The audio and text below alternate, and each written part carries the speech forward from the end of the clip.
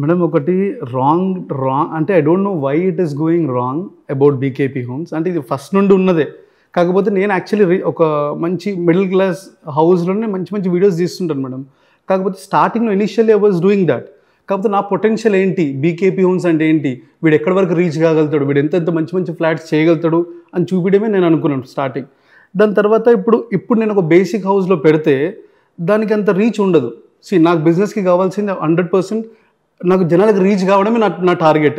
జనాలు చూడాలి, దాన్ని చూడాలంటే అంత మంచి ఉంటేనే, ఎగ్జాక్ట్లీ అట్రాక్టివ్ ఉంటేనే చూస్తారు.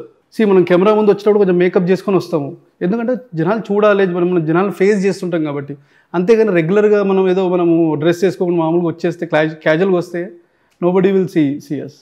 So and again one more point is, ఇక్కడ మనం చేసేది అందరూ మిడిల్ క్లాస్కే. నేను డైలీ 10 సోఫాస్ చేస్తాను, ఎవ్రీ డే మా ప్రొడక్షన్ 10 సోఫాస్ ఉంటాయి. దాంట్లో 8 or 9 మిడిల్ క్లాస్ వాళ్ళకి వెళ్తాయి. ఇట్ ఈస్ నాట్ దట్ మనం ఏదో ఓన్లీ హై క్లాస్ వాళ్ళకి చేస్తామని కాదు, బట్ నేను ఇప్పుడు మిడిల్ క్లాస్ వాళ్ళ వీడియోస్ కూడా ఫోకస్ చేస్తాను. ఎందుకంటే ఆల్మోస్ట్ వాళ్ళే కమెంట్స్ పెడుతున్నారు. ట్రూ. ఎందుకంటే వాళ్ళకి కూడా నచ్చుతున్నాయి. బట్ వీళ్ళు ప్రతి ఒక్కరు ఒక వీడియో చూడంగానే, ఇంతకు ముందు మీరు అన్నారు, ఇప్పుడు మనం వాడే మొబైల్సే స్టార్టింగ్ ఉన్న మొబైల్ ఇప్పుడు మన దగ్గర ఉంటుందా? ఇయర్కి మొబైల్ మారుస్తున్నాం. ఎందుకు? Because of quality. మనం తీసుకునే పిక్చర్స్ లోనే మనమే నచ్చాలని, బికాస్ ఫైనాన్షియల్ గా స్ట్రాంగ్ లేకపోయినా ఈఎంఐలతో ఫోన్ తీసుకుంటారు కదా. సో మీ వీడియోస్ చూసిన ప్రతి ఒక్క ఇది చాలా బాగుంది. మీరు అంటుంటారు కదా మీ వీడియోలో, నేను అలా వెళ్తూ ఉంటుంటే ఇలాంటి హౌసెస్లో నాకు సంబంధించిన నా ఫర్నిచర్ అందరిలో ఉండాలి, నేను ఎలా కోరుకుంటాను అన్నట్టు. సో మిడిల్ క్లాస్ ఫ్యామిలీస్ కూడా యూజ్ అయ్యేలాగా ఫర్నిచర్స్ ఉంటే బాగుండని వాళ్ళకు కూడా అనిపిస్తుంటుంది. సో అందుకనే వాళ్ళ కమెంట్లు పెడుతున్నారు నాకు అనిపించింది. బట్ మాదంతా మిడిల్ క్లాస్ స్టాండర్డ్సే ఉంటాయి మనం. Everybody we reach to everyone. It is not that we are from middle class family. So నాకు తెలుసు ఒక మిడిల్ క్లాస్ ఫ్యామిలీకి కావాల్సిన కంటెంట్ ఏంటి, and that's the reason we are. అంటే ఈ పెయిన్ తెలుసు కాబట్టి నేను చిన్నప్పుడు మా ఇంట్లో సోఫాస్ ఏం లేకుండే, చైర్ల మీద కూర్చుంటుండే. దాని తర్వాత మేము ఒక సోఫా కొనుక్కున్నాము. ఆ సోఫా పాడైపోయింది, with in 6 months or 8 months పాడైపోయింది. ఎందుకు పాడైంది అనే ఆలోచన మాకు, అంటే అక్కడ ఏం కొన్నాం, మేము పోయి డబ్బులు కట్టేసి తీసేసుకున్నాం అంతే. దాని గురించి మాకు డీటెయిల్ తెలియదు. బట్ నేను చెప్పే వీడియోస్ చూస్తే చిన్న పిల్లలు కూడా అర్థమవుతుంది లోపల, సోఫా లోపల ఇదంతా ఉంటుందా, దీనికి ప్లైవుడ్ ఉంటుందా, పైన్ వుడ్ ఉంటుందా, లోపల ఫోమ్ ఉంటుందా, ఇవన్నీ ఐడియాస్ ఇస్తుంటాను జస్ట్ ఫర్ నాలెడ్జ్ అంతే. నా వీడియోస్ ఇప్పుడు ఒక 1 million రీచ్ అయింది అని అంటే ఓన్లీ హైదరాబాద్లోనే చూడరు, ఆంధ్రాలో చూస్తారు. మేబీ ఆంధ్రాలో వీఆర్ నాట్ అవైలబుల్ అని ఆంధ్ర. సో ఆంధ్ర వాళ్ళు అక్కడ తెలిసిన వాళ్ళతో అడుగుతారు క్వశ్చన్స్, సార్ దీంట్లో ప్లైవుడ్ వేస్తుర్రా, మీకంటే తెలుసు మేడం ఇదంతా. So that is what I love to give the knowledge, అంతకుమించి ఏం లేదు. ఓకే, ఇప్పుడు నాలెడ్జ్ అన్నారు కాబట్టి నాలెడ్జ్ని కొంచెం చెక్ చేస్తాను. మీ సోఫాస్ మీకు తెలుసు కాబట్టి ఎప్పుడు మీరు సోఫాస్లోనే మాకు వీడియోలో కనిపిస్తున్నారు. అంటే ఇప్పుడు మా చైర్లో కూర్చున్నారు కదా, సో మా ఆఫీస్ చైర్ ఎలా ఉంది, కంఫర్టబుల్గా ఉందా లేదా, క్వాలిటీగా ఉందా లేదా, మీ రివ్యూ అంటే ఏం చెప్తారు? కంఫర్ట్ ఉంది మేడం, చాలా బాగుంది. కాకపోతే ఇది ఎక్కడిది, ఐక్యదా ఇది? బాగా కనిపెట్టేసరే. లైక్ అంటే maybe I can feel that difference. బాగుంది. అంటే మీకు ఖచ్చితంగా నాలెడ్జ్ నేను ఒప్పేసుకుంటాను, ఎందుకంటే విత్ ఇన్ 4 seconds ఇది ఎక్కడి నుంచి తెచ్చామో మీరు చెప్పేశారు. నో అంటే లైక్ చూస్తే అర్థమవుతుంది మేడం, ఫినిషింగ్ అదంతా. I can see that. Are you comfortable? Of course I'm comfortable. ఈ పిల్లో తీసేస్తే ఇంకా కంఫర్టబుల్.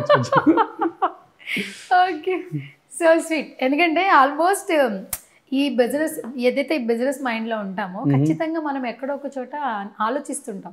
సో ఇప్పుడు ఆల్మోస్ట్ మీరు చెప్పారు నాకు ఈ ఫామ్ ఎట్లా చేయబడింది, క్వాలిటీ మనం ఇచ్చే ప్రైస్ బట్టే మీరు ఇచ్చే ప్రొడక్ట్ క్వాలిటీ కూడా ఉంటుంది, రైట్? మనం మాట్లాడుకుంటాం కానీ మనం ఇచ్చే ప్రైస్ బట్టి అది కూడా ఉంటుంది.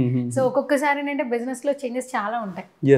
మీరు నేను కొన్ని వీడియోస్ చూసాను, ఏదైతే వర్క్ జరుగుతుందో ఆ సోఫాస్ది అక్కడికి వెళ్ళి మీరు ఆ నెంబరింగ్ అవి నోట్ చేసుకోవడం అవి కూడా చేస్తున్నారు. అంటే this is what like I use to do before. దాని తర్వాత నేను ఇప్పుడు జనరల్గా వెళ్ళినప్పుడు ఎవ్రీ వీక్లో 1 time I go to my units. Like మనకు యూనిట్స్ ఉన్నాయి, సో అక్కడికి వెళ్ళి నేను చెక్ చేసుకుంటాను క్వాలిటీ ఏం జరుగుతుంది ఏమవుతుందని. ప్రాక్టికల్లీ చేసేటప్పుడు I take some videos at the same time. So నాతో పాటు ఒక పర్సన్ ఎవరు ఉంటే అరే వీడియోస్ తీసారని చెప్పి ఇచ్చేస్తాను. So that is what I post on my Instagram, so that people will know. అంటే అరే వీడి దగ్గర ఇప్పుడు నాకు యూనిట్ ఉంది అని నమ్మడం, నేను పోయి చెప్తే నమ్మడు వాడు, అది చూపిస్తే నమ్ముతారు. నేను ఏం వర్క్ చేస్తున్నాను చూపిస్తే వాడు నమ్ముతాడు. సో వాడి నమ్మకాన్ని నేను definitely I have to earn that. So that is what I show on social media. Mummy daddy ఏం చేస్తుంటారు మామూలుగా? So father is real estate madam. Okay. So and mother house wife. నన్ను మమ్మల్ని చూసుకోవడం సరిపోయింది. ఓన్లీ వన్ మీరు? లేదు, నేను మా అన్న మా సిస్టర్. సిస్టర్ US లో ఉంటుంది, అన్నయ్య is helping me right now. Okay. He is with me. Yeah.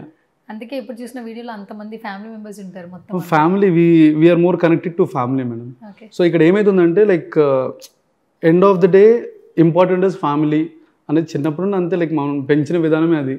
మా ఫాదర్ కూడా అంతే. లైక్ హీస్ మోర్ అంటే చిన్నప్పటి నుంచి కొంచెం సీరియస్గా ఉంటుండే, బట్ ఆ సీరియస్లోనే లవ్ ఉందని లేటర్గా అర్థమైందా? Mother is like always lovely. అందుకే ఓట్స్లో చెప్తుంటారు కదా, వీడియో ఓట్స్లో, నన్నుగా ఇష్టపడేది మా అమ్మ కోసం. అంటే ప్రాక్టికల్గా I face those kind of. ఇప్పుడు మా మదర్ వచ్చింటే చెప్తుండే ఇంకా మంచి. అవునా? అవన్నీ ఫేస్ చేసింది మా మదరే ఫేస్ చేసింది కదా. బికాజ్ నాలాంటి ఒక సన్ని ఫేస్ చేయడం అంటే it's not so easy. That's little tough job అని చెప్పాలి. బికాజ్ సక్సెస్ ఉన్నప్పుడు అందరూ చప్పట్లు కొడతారు, ఫెయిల్యూర్ ఉన్నప్పుడు ఎవడు ప్రోత్సహించరు కదా.